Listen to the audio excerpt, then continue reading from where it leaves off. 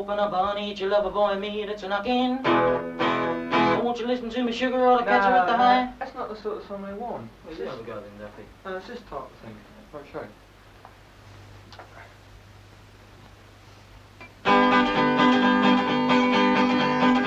Well, I can't help sunshine.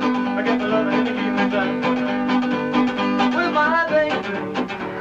Makes no sense to bring her down. I don't know where she's around. This is the climax, the ultimate justification and the real reward. In the staid, respectable neighbourhood of Kensington, there's a nice upper-income bracket block of flats. Inside, a doormat, over which pass some rather flashy feet. The doormat belongs to Mr. Lawrence Morris Parnes, who also owns a batch of golden boys. He creates them and manages them and their money. There's Ron Wycherley, 17, known to his fans as Billy Fury, guaranteed £1,000 in his first year. Roy Taylor, 18, alias Vince Eager, £5,000 by his 5th year. John Askew, or Johnny Gentle, 22, from Merseyside. And Duffy Power, real name Raymond Howard, 17. All eager, power, gentle fury in the lucrative business, as someone said, of putting teenage growing pains to music. Teenage growing pains to music? No, I disagree entirely with that. Basically, you mean you're talking about movements associated with rock and roll. I can't agree with you at all. For example, you can take brilliant conductors who all have a different style of conducting. There's not a basic way of conducting an orchestra. All these various conductors are showmen, and when they get before their orchestra, they put a lot of vivid and arm movements into their work. It's just the same as my boys. They put a lot of leg movement into their work. They feel what they're doing, and this is terribly important. Years ago, you had silent movies. Afterwards, talking was added to it. Years ago, you had straight singers. Now you have singers who put a lot of movement and feeling into what they're doing. This is very important to their work. This is not a gimmick. What perplexes a lot of people, I think, is that no training seems to be needed for success in this sphere. I will disagree with you there. My boys are not untrained. A lot of them, shall we say, are natural and have natural ability, but they do train themselves as they go along. Do you rechristen all your boys? Oh yes, I think this is terribly important. Otherwise they would go on the stage with peculiar names that wouldn't be part of their makeup. For example, you might get Fred Bloggs or something like that. You could never have a rock and roll singer by that name. And their names are a bit peculiar as it is, aren't they? Pride, Gentle, Fury, Eager. Why do you choose names like that? Well, this means something, you see. For example, Marty Wilde, as you probably know, his real name was Reg Smith. He was a big, tall lad of 6'4", who had to be kept friendly, yet he had to be kept wild. So hence Marty Wilde. Marty's very friendly, and Wilde shows that little wild trait in him, you see. And the same with Fury. Billy is nice and friendly, and Fury is a little bit ferocious, so gives him the mean streak. Johnny Gentle is... Johnny's a quiet one. That's why he's Johnny Gentle. And Vince is always ready to give a very good show, and that's why he's Eager. That's Vince Eager.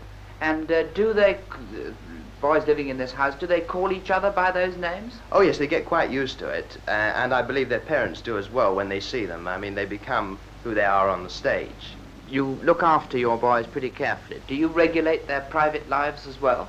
Yes, I do, to a degree. I think this is also very important because indirectly it comes back to their career.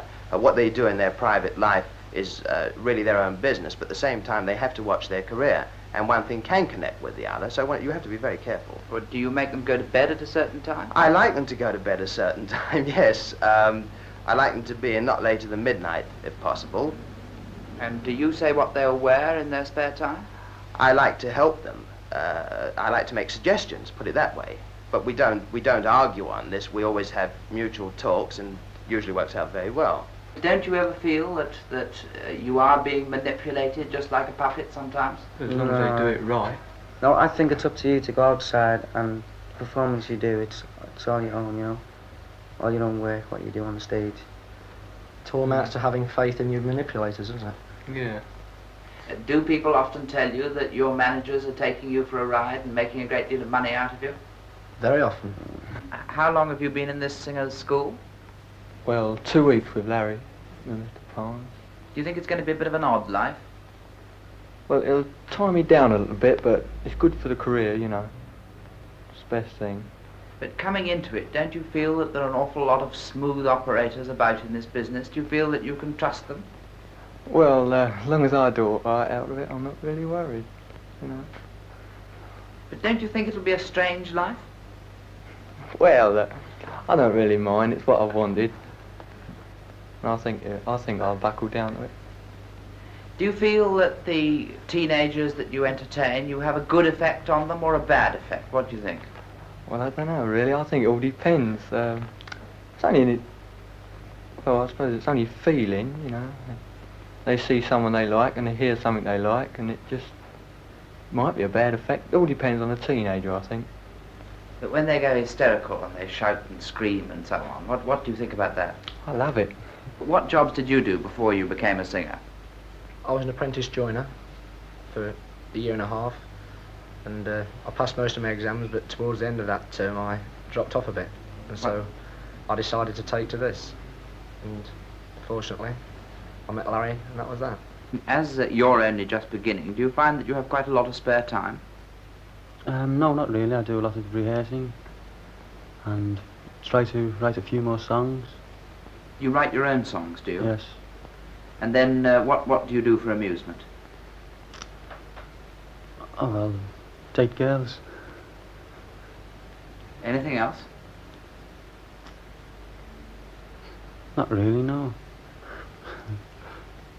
I see you read one or two things. Oh, yes, I read a few books. I like reading woodwork books. Get plans for different things, tables or diagrams for models, things like that.